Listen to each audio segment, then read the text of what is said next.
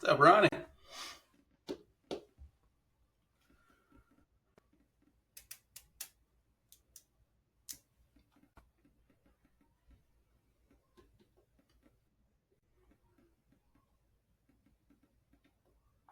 All right, well, I guess we'll go ahead and kick it off. I know certainly a lot to cover, and I appreciate y'all jumping on. I think we'll have some people trickling in as we go, but I don't want to. I want to be respectful of people's time, so we'll go ahead and kick it off. I'm going to share my screen here. All right, can y'all see that?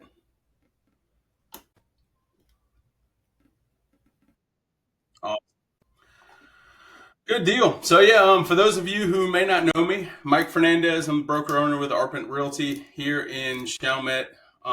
This is a just a free real estate investing thing. I've had people over the years ask about different aspects of real estate investing, and so I figured it'd be good to kind of try and knock it all out at once and do a big do a call. But so like I said, Mike Fernandez with Arpent Realty. I started real estate investing before I was an agent. That's kind of what got me into getting licensed.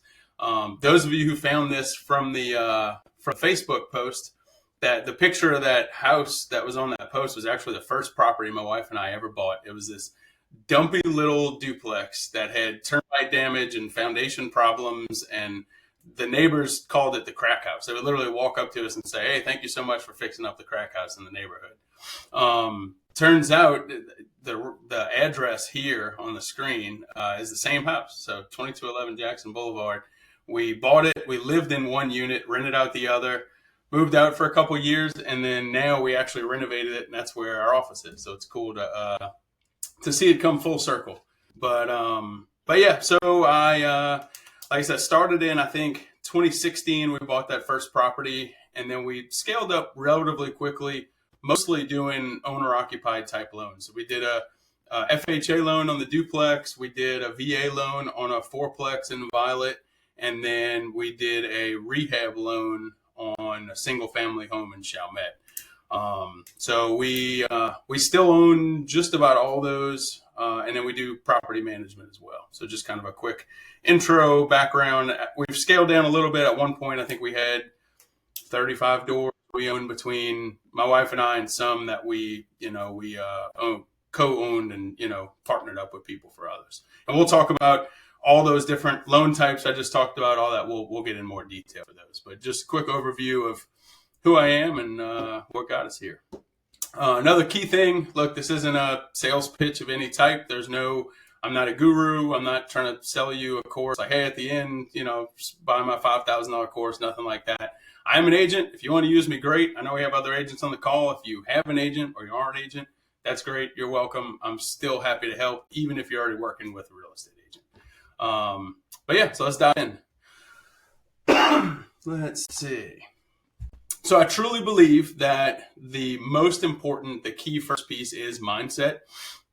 I think most people, or what stops most people from ever taking a step or getting involved in real estate, is they have this mental image of it's overwhelming, right? So, and the guy, Brandon Turner, which if you don't follow him, if you're interested in real estate investing, he's an amazing person to follow.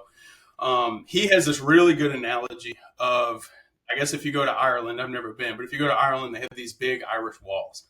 And if you ever wanted to move one, it would be virtually impossible because they weigh however many tons, right? So his analogy is, yeah, it's impossible to pick that wall up and move it over. But all the wall is just a collection of 20, 30, 50-pound stones, right? So if you really wanted to move the wall, all you would have to do is walk over, pick up a rock, move it to the new location, and you could do one rock at a time and move that entire wall over. Right now, it still involves work, so don't get me wrong, there's still work involved, but you don't have to move the entire wall at once. I think that's what happens to people in their mind when they think of real estate first starting out. They think, well, man, I don't know how to get financed. I don't know where to get a lease. What if I have to evict a tenant? And they get so caught up in this whirlwind of all the wrong things that could happen that they never take step one because they're so worried about steps 8, 9, 10, 11, 12 in the process that they never end up taking step one. So I think it really helps to see, hey, look, we don't need to figure out every single problem today.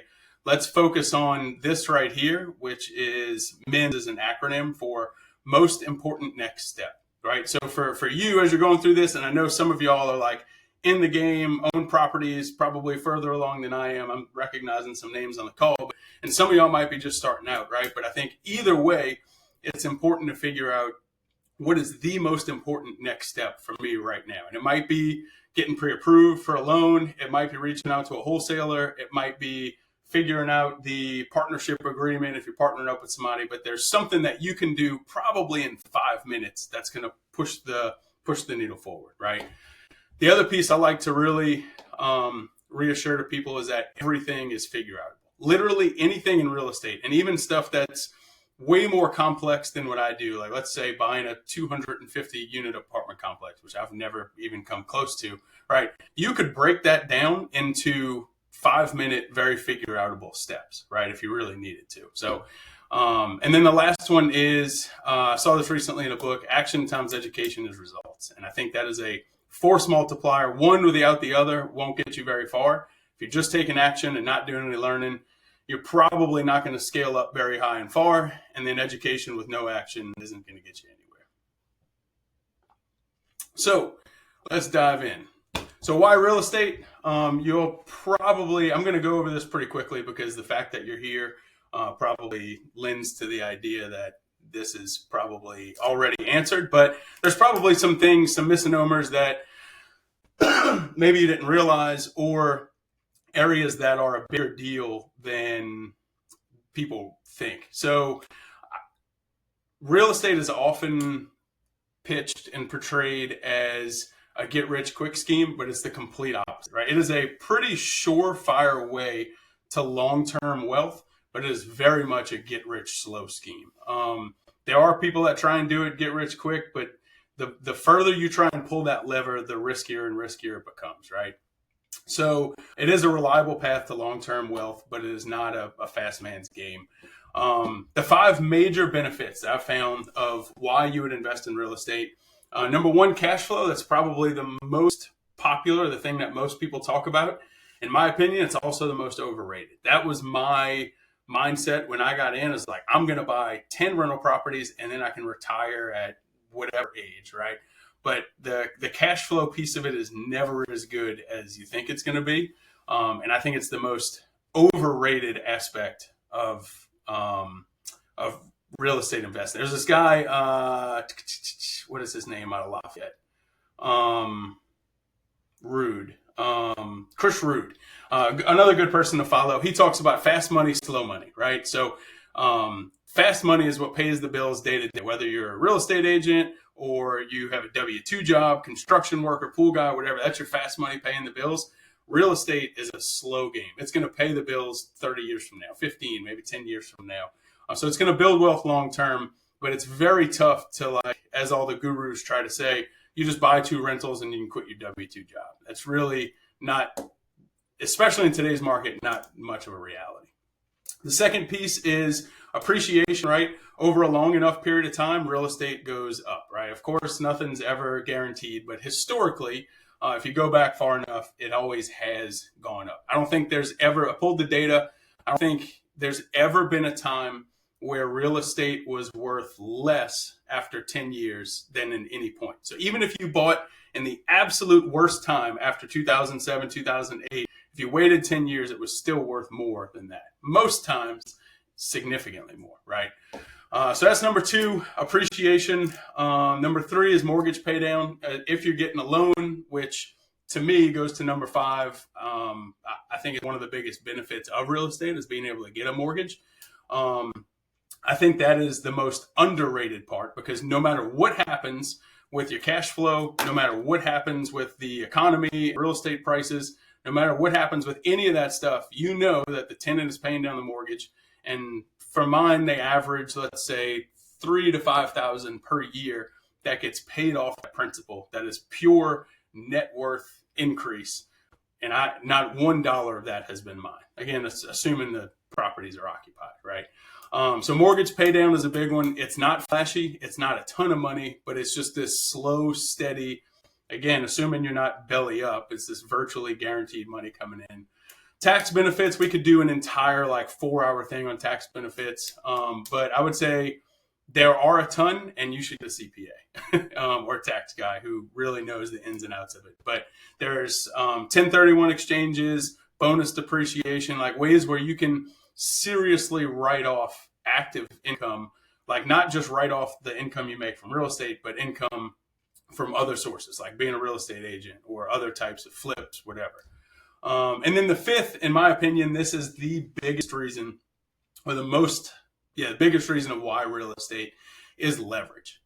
To my knowledge, it's the only asset where I can only put down between 0 and 20%, but I get 100% of the control. I get 100% of the cash flow. I get 100% of the appreciation. I get 100% of any, improvements. If it goes up in value, the bank theoretically paid for 80% of it, right? But I get 100% of all the benefits, assuming I pay the mortgage, right?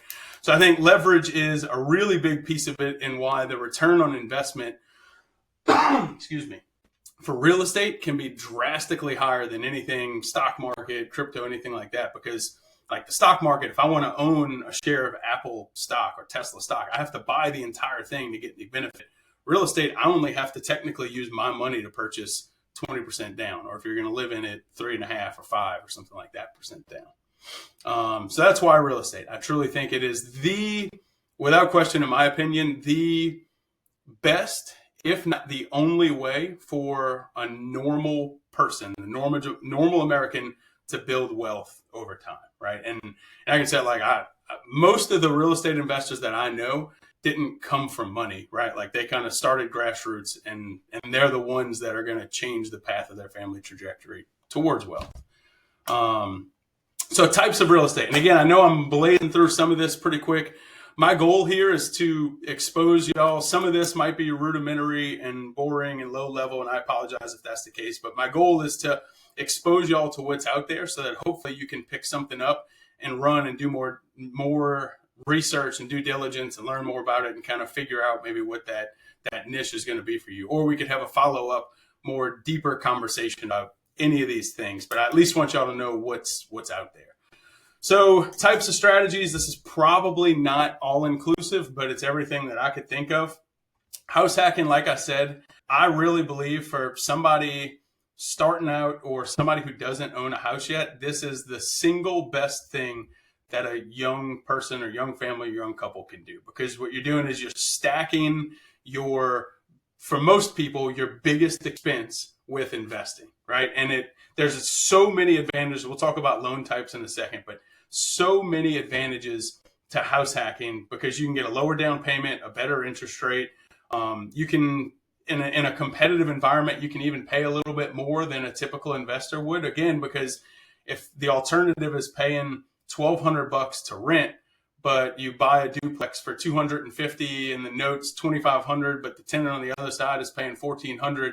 Now you're owning this property for less than you would be renting, right? Which most of the times I do that math for clients, it comes out where their portion of the mortgage is less than if they were to go and rent the exact same house. So I know not everybody is either physically capable or willing to move into one of the properties, but man, if you can, it's absolutely one of the best strategies you can take, especially in the market we're in right now, where everything is crazy unaffordable, right? Inflation's up, insurance is outrageous, taxes are up, interest rates are high. This is one of the few strategies that really, really still makes sense, house hacking. Then we have long-term rentals. That's just kind of your standard classic buy double, rent both sides out. You have larger multifamily properties, which would be technically 5 units and above would fall into that commercial space. Fourplex and below would be multifamily, but it's still considered residential. I admittedly don't have a ton of experience in the large multifamily space. If anybody's interested, reach out. I can refer you to a couple of books and resources, but I personally don't have any experience there. Short-term, mid-term rental. We saw short-term rental peak around right after COVID, right? From COVID to 21. And then that bubble kind of popped, so to speak, in a lot of markets. Plus, you have a lot of places like here cracking down and making it a lot harder to do. So a lot of those short-term rental people moved over to midterm rental, which is think traveling nurses, corporate professionals, stuff like that. So those are 30 days or more, but it's still furnished, still utilities included, all that stuff. It's just a longer short-term stay, therefore midterm. You got vacant land and development. Some people will buy vacant land, re-subdivide it, sell it out smaller. I'm somewhat familiar in the development. We've done new construction for multifamily and stuff. But in terms of the whole vacant land, I'm not super familiar with that. Creative finance is where basically you're asking the seller to be the bank, right? To finance the deal for you. Again, we could do, I know some of y'all know Courtney Fricky. If you have a question or if you're interested in creative finance, I would absolutely point you to her. She does a ton of content on Facebook and Instagram. It's Courtney, Frickey. She is an amazing resource. She's a client of mine. She does a ton, like a mentor of mine as well. Anything creative, she's the person. I think Pace Morby is kind of the Instagram famous person for anything on the creative side, the Sub2 community, right? I interact with a lot of his students with listings, and it's not always excellent. So I would just say nothing. He's a super smart guy, right? But I would say if you're interested in the creative space, Courtney is absolutely the person I would point to. She does like local courses and education stuff. She's awesome. REITs and syndications, much like large multifamily, I have no experience in real estate investment trusts or syndications, but again, I can point you in the right direction. BRRRR was super popular in the COVID timeframe. It's an acronym. It stands for buy, rehab, rent, refinance, and repeat. So basically, you buy a blighted property for a really good price. You renovate it. You would turn around, rent it out, get a tenant in, and then go to the bank and say, hey, listen, I have this really nice asset that's virtually brand new, completely renovated, renting for top dollar because it's totally renovated. I want you to give me a loan for 75, 80% of what it's worth. They'll pull their cash back out of that and then turn around and basically repeat the process over and over. So it's a way where instead of putting 20% down here and 20% down here, you would run out of money relatively quickly. This is a way to kind of rinse and repeat and recycle that money over and over and over and over again. This strategy became exceptionally difficult when rates went from 3% to 7%. It's really, really difficult to make this cash flow in today's market, but it is possible. And then flipping houses. We've all seen the HGTVs. I would say of everything on this list, this is probably, in my opinion, the riskiest if you aren't very, very confident in what you're doing.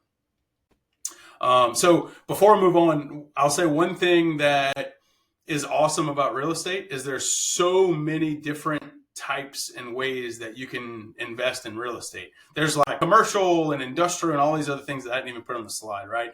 But I think a lot of times that also hurts people because they get paralysis by analysis. Do I want a house hack, midterm rent, short-term rent? Do I want to do large multifamily? I'm going to start a syndication. They're all over the place. So my advice is at the very end, one of the things we'll talk about is like figuring out what unique strengths you have. And I would say put those to work for you based on which of these make the most sense based on what you have to your advantage, right? So don't get overwhelmed. Something's probably going to stand out to you as attractive, depending on what, again, strengths and networks and all that stuff you have. So don't feel like you have to do it all. All right, analyzing deals. There's a couple of rules of thumb here. I think it's probably better. I'll show y'all the calculator that we have. But the 1% rule used to dominate, right? You used to say, hey, the 1% rule, and most people kind of go by it. I'd say it's a little bit outdated in the sense that A, it's hard to find deals that even fit the 1% rule. And B, down here, the 1% rule doesn't even cash flow typically anymore. So you almost are looking for the 2% rule to know it cash flows. But it's really just a guideline to say, hey, if you're looking for something that's cash flow, that's a good investment, this at least narrows you down on, is this worth even looking at? Is this worth my time to evaluate, right? So it's a good quick rule of thumb. If you're looking at something on the MLS and it's listed for $300,000 and the rent is, $1,200 a month, we're not even close to the 1% rule. It's probably not worth spending a whole lot of time evaluating that deal, right? 50% rule, you can generally expect 50%. In my experience, it's been a little bit less than that. 50% of your expenses, or 50% of the income to go to expenses. Again, I have down here what we usually bake in, and this is going to change based on the property, the area, the condition, the age, all those things, right? If you buy a 150-year-old house in Old Araby, obviously you're going to have a lot more CapEx and maintenance expenses, right?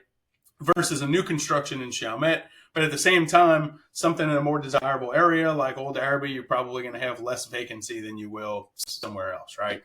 But I think these are good round numbers. I usually bake in, if I'm just doing like quick math, I'll bake in 30%, including property management, right? Which you can generally get around 10% for that. So I usually 20 to 25%, unless it's a deal where, hey, we're doing a bird deal and I'm not replacing the AC or I'm not replacing the roof, then maybe I'll bump those numbers up a little bit to accommodate for it. And then let's see, bear with me here, but I'm going to show y'all, and I'll send you the link too. Shoot. I don't know where my thing went. Hang on.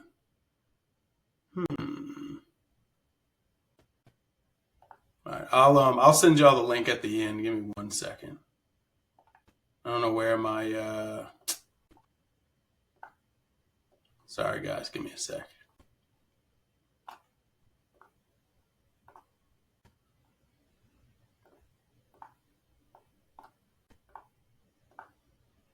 All right. So in a second, I'll pull up. We have a calculator we use internally. I'll send y'all the link, and basically you plug in. Can y'all see that slide again now? The analyzing deal slide.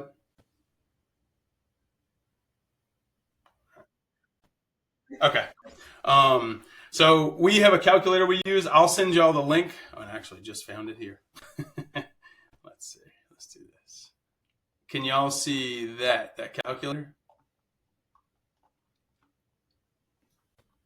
Yes. All right. So it's probably tough to see. It might be kind of zoomed out, but I'll send y'all a link, and you can, when you get the link, it's not going to let you access this exact one, but if you go to File and make a copy, you can make your own copy of it, and then you can play around with it, right? So you can plug in, I was looking at one earlier today, 239, one that actually sold. The seller paid like $7,500 towards closing costs, due diligence. Down here's all your loan information, 20% down, interest rate, rent.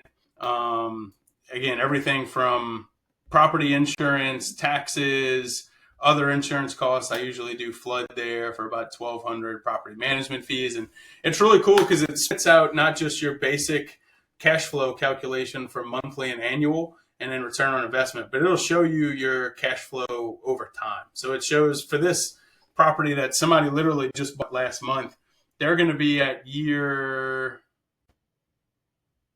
about year 10 before they're cash flow positive, which is kind of wild. But even in that case, right, like you look at the loan balance down here and then the appreciation or the value of the property up here. And even in a deal that, on the surface kind of looks like a turd, you're talking a pretty significant equity spread. Now, I always have to give the disclaimer here that nothing's guaranteed, right? Like I have in the calculator that the average property value increase is 3%, right?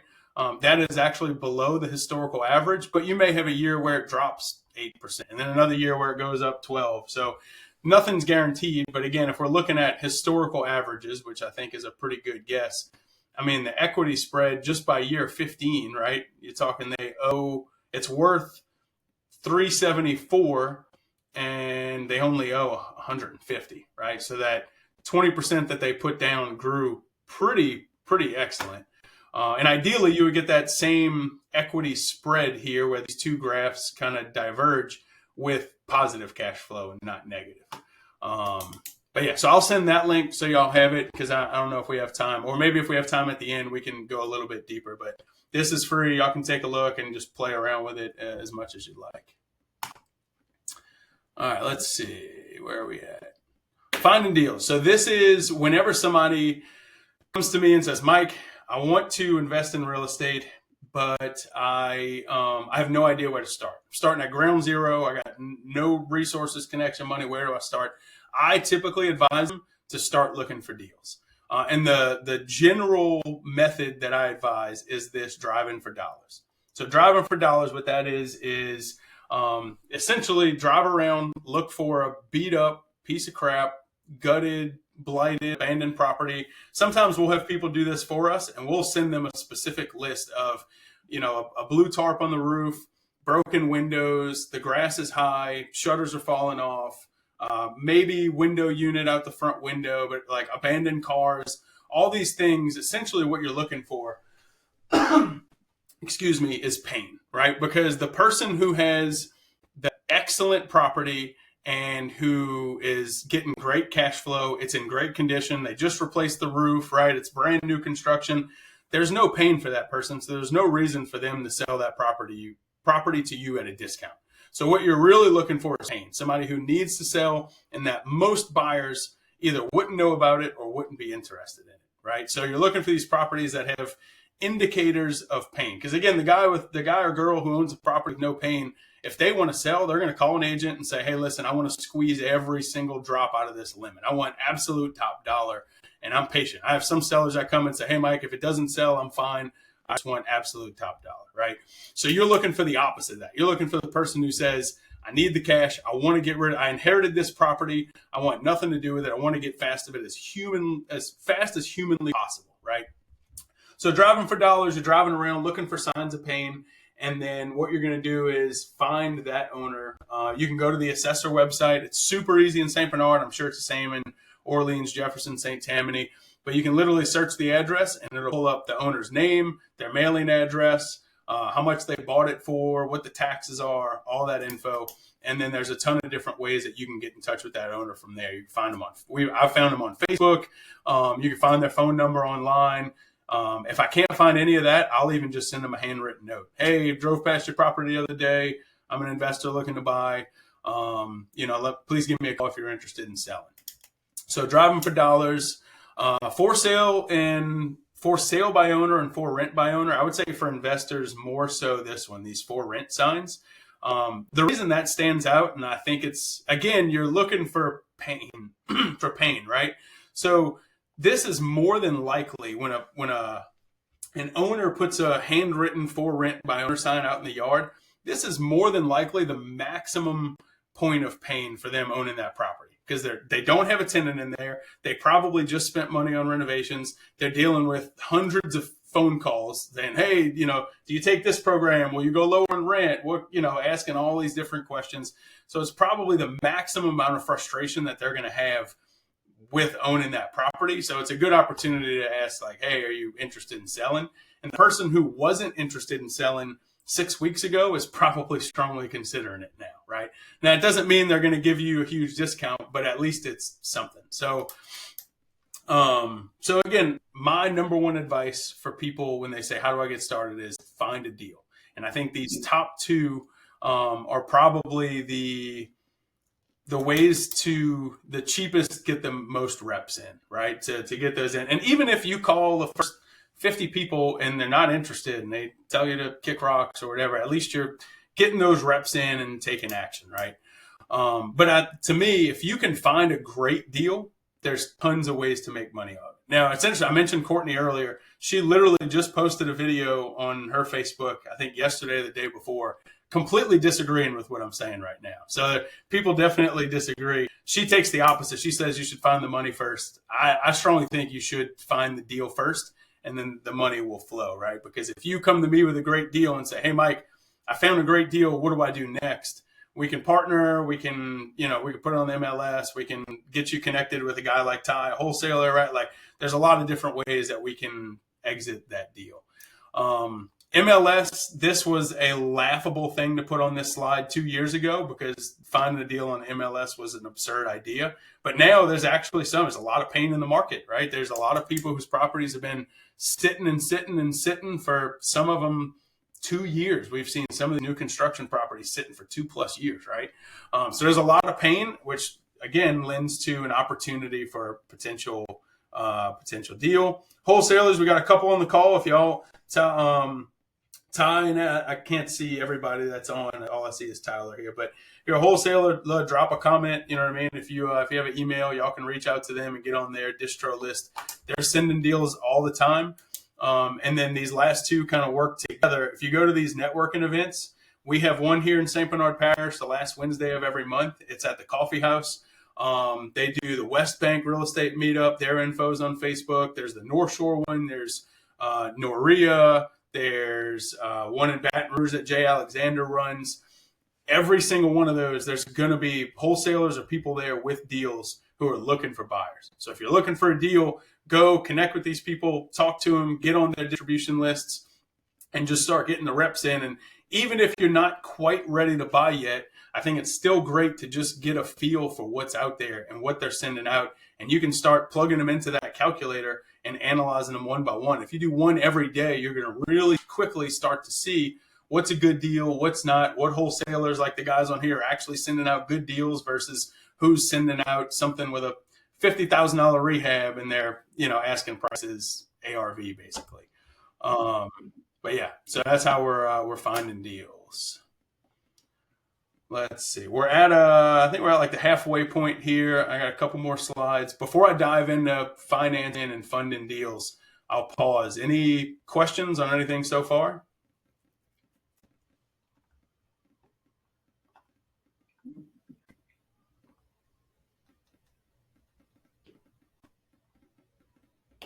Yeah, I see Ty. Marcel's got an Araby deal, 5-bed, 3.5 bath. It's a good one.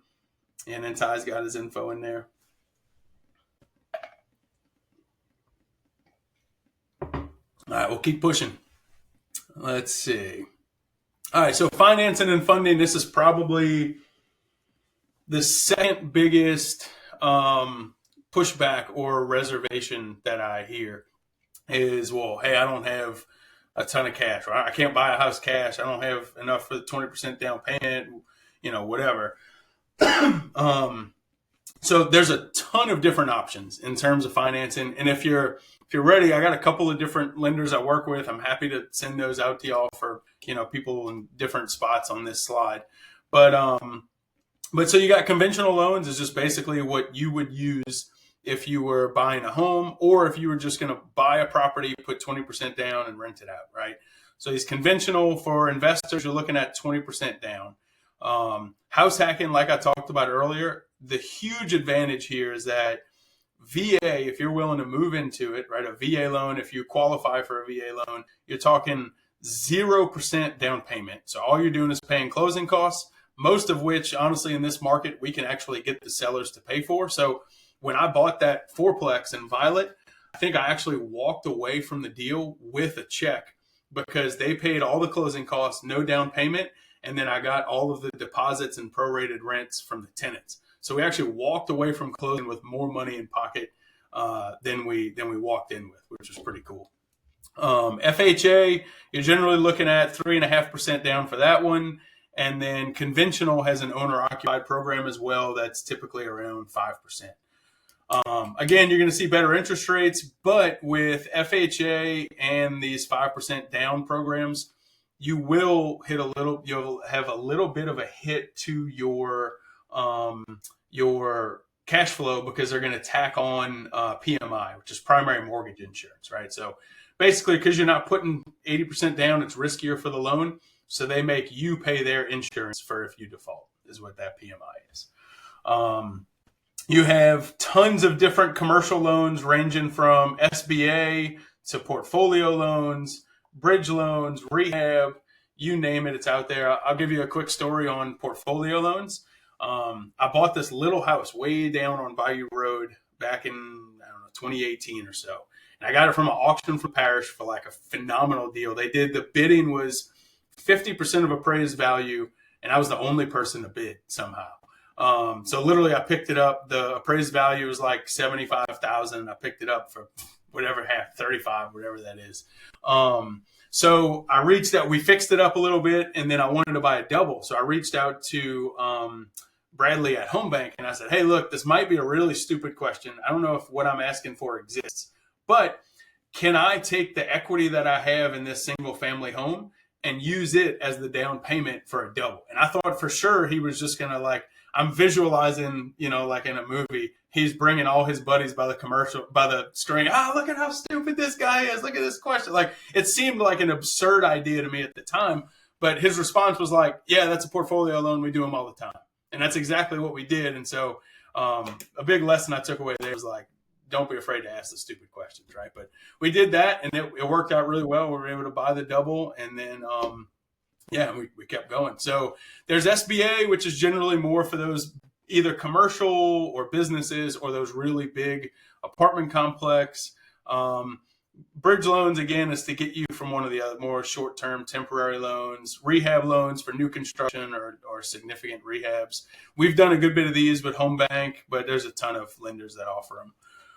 DSCR is very popular among investors, especially those who have moved on from their W-2, right? Because for somebody that's only in real estate or really any business, right? If you're a business owner, it's very difficult for you to get qualified for these types of loans. So this is a very popular option for those people because the approval of the loan isn't based on how much money I make or don't make. It's based on how the asset performs, right? So they want to know what's the expense ratio, how much money is it bringing in, and that's what. Now your credit does take effect, or it does impact your approval and stuff like that. But I don't think you need to have anything crazy. I want to say if you're in like the upper sixes or something like that, you shouldn't have a problem. Now there higher points, you're going to have prepayment penalties, and you're going to have higher interest rates on those. But again, it's a lot easier to work with, and it doesn't rely on you having qualifying for the loan personally.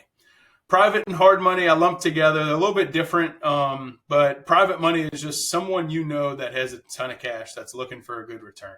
We have a private money investor we use. We pay him 12% flat. So I pay him 1% a month. If I borrow $200,000 to do a flip, I pay him $2,000 every month while that money's out. And then when the deal sells or when I get the money back or refinance or whatever, I pay him off and I stop paying him. It's very simple. It's fast, but the interest rates are typically, like I said, 12%, very high.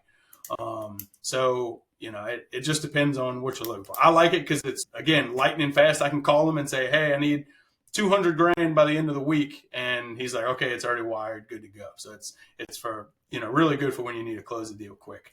Hard money is a little bit more commercialized version of the same thing, but they'll a lot of times want to do some underwriting in there, maybe have an appraisal or something. Partnerships, again, you can partner up with somebody who has the cash. And then creative financing. Again, we talked about that with Courtney, where basically you're asking the seller to carry the loan on that. So if you have a seller who's unreasonable and wants $275 for a $250,000 property, you can say, hey, listen, I can give you the price you want if you're willing to work with me on the terms. Now this gets super, super nuanced, super technical. There's a lot of like little loopholes to jump through. I don't recommend just jumping into the creative side of that willy-nilly. Definitely make sure you do some education before you dive in on that one. And Kathy, thank you so much. Yeah, so the RD loan is a great one. Thank you. I totally left that one out. So it's one of these conventional or house hacking type loans, 0% down here in St. Bernard. I think some areas in the New Orleans metro area as well. And I didn't know that you could do a rehab with the RD loan. That's awesome. So another really, if you find maybe a foreclosure on the MLS or something that needs some work, you can actually, the first property we ever bought was a rehab loan through FHA. It was their 203K loan, where I think it works the same way. They give you money for the purchase and money for the rehab, and then they put it all together in one loan. It's a really cool program because we certainly didn't have the $30,000 whatever we needed to fix up that first double we bought. Thank you so much, Kathy. Let's see. All right, so, and I want to make sure I'm kind of going through this a little bit quick because I want to make sure we have time for some questions or maybe some stuff that I missed. But if you're asking like, all right, I want to invest in real estate, this is all great information, Mike, whatever, but what do I actually do? What are the next steps? Like, how do I actually go about the process of becoming a real estate investor? I would say, again, not that conventional financing is always necessary, but I would get pre-approved. And I see Kathy has a recommendation there in the chat. But I would get pre-approved, if nothing else, just so you know your options, right? So you know whether conventional financing is or is not an option and how much you can get approved up to. Now, one thing, I don't go too far down a rabbit trail or whatever it is, but one thing to keep in mind is that pre-approval amount can likely change for multifamily. If you're looking for a single family home, they're going to say, hey, look, based on how much money you make, you can afford a $350,000 house. And that's more than likely not going to change much, right? Maybe with insurance or something, but likely it's going to be the same. But if you were buying a duplex or a fourplex, they'll take portions of the rent that's there to help you qualify. So you might be able to get pre-approved for a $350,000 single family home, but then you might be able to get approved for a $500,000 fourplex because they're showing, hey, you're going to live in one of the units and then you're going to rent these other three out and it's going to help you pay the mortgage. So they'll count that. Typically, it's 75% of the rental income towards that mortgage.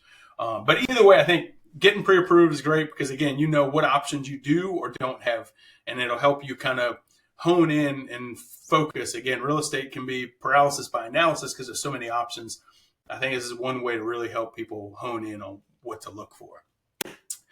B, find a deal. Again, you connect with these wholesalers. You can look in the MLS. Like, we have investors that actually do buy deals on the MLS. We just closed one, I think, 3 weeks ago.